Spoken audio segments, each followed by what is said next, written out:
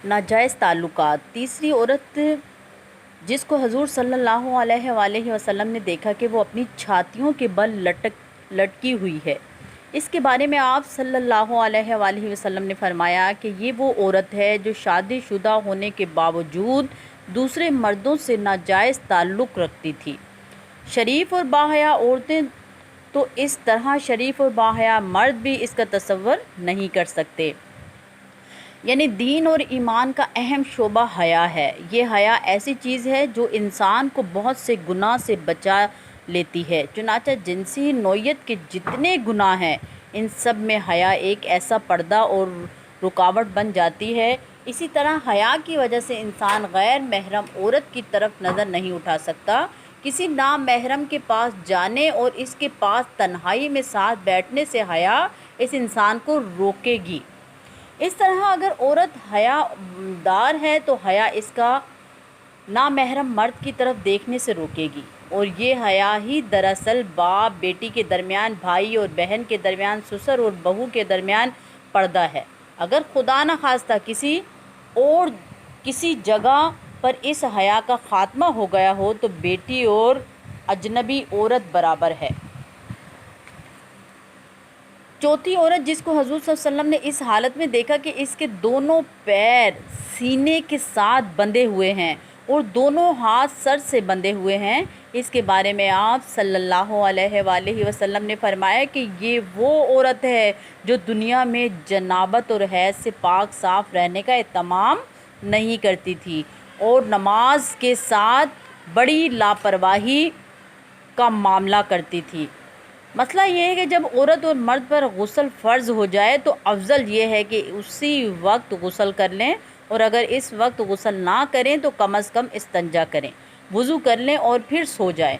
और अगर ये भी ना कर सकें तो कम अज़ कम इस्तंजा करें, और अगर ये भी ना कर सकें तो कुल्ली कर लें और हाथ धोकर सो जाएं। और अगर इतना भी ना कर सकें तो फिर आखिरी दर्जा ये है कि सुबह सादिक होने पर जमात से इतनी देर पहले गुस्ल कर लें कि अगर मर्द है तो इसकी नमाज बाजमात फ़जर अदा हो जाए, अगर औरत है तो गुस्ल से फ़रागत के बाद तुलू आफ्ताब से पहले नमाज फ़जर अदा कर ले। ये आखिरी दर्जा है, इससे ज़्यादा ताख़ीर करने की गुंजाइश नहीं। लिहाजा अगर कोई शख्स जनाबत की हालत में सोया और सूरज निकलने के बाद उठा तो उसके लिए ये अज़ाब वबाल है, क्योंकि गुस्ल करने में इस कदर ताख़ीर करना जिसकी वजह से जमात छूट जाए या नमाज कज़ा हो जाए नाजायज़ और हराम है। फिर लोग कहते हैं कि हमारे घर में बरकत नहीं होती, हमारे रिज़्क़ में बरकत नहीं होती। जब हम इन चीज़ों पे अमल नहीं करेंगे तो हमारे रिज़्क़ में, हमारे खानों में, हमारी औलाद में फर्माबरदारी ख़त्म हो जाएगी, हमारे रिज़्क़ में बरकतें ख़त्म हो जाएंगी। तो हमें इस चीज़ को फ़ॉलो करना है, जो आप सल्लल्लाहु अलैहि वसल्लम ने फरमाया है उस पर अमल करना है, तो हम बच सकते हैं इंशाअल्लाह व ताला। देर से सोने की नहूसत। हमारे यहाँ देर से सोने का ऐसा मनहूस फैशन चल पड़ा है जिसकी वजह से अमूमन सुबह सवेरे उठना मुश्किल होता है। रात को इतनी देर जागना जिसकी वजह से फ़र्ज़ नमाज कज़ा हो जाए जायज़ नहीं है। फिर अगर जनाबत की हालत में हो तो फ़जर की नमाज कज़ा होना और यकीनी हो जाना है, चाहे वो मर्द हो या औरत। और जनाबत की हालत में इस तरह सारी रात गुजारना कि फ़जर की नमाज भी कज़ा हो जाए और ज़्यादा नाजायज़ और गुनाह है और बाइसे अज़ाब है। लिहाजा गुनाह से बचने की करनी चाहिए। इंशाअल्लाह उम्मीद करूँगी जो मेरे कल सवाल आए हैं जनाबत के बारे में तो आप लोगों को इसका जवाब मिल गया होगा, और नाजायज़ ताल्लुक़ रखने की भी सज़ा मिल गई होगी। इतना हाँ मैंने शॉर्टकट में बताया है नाजायज़ जो ताल्लुकात रखते हैं उनकी सज़ा क्या है।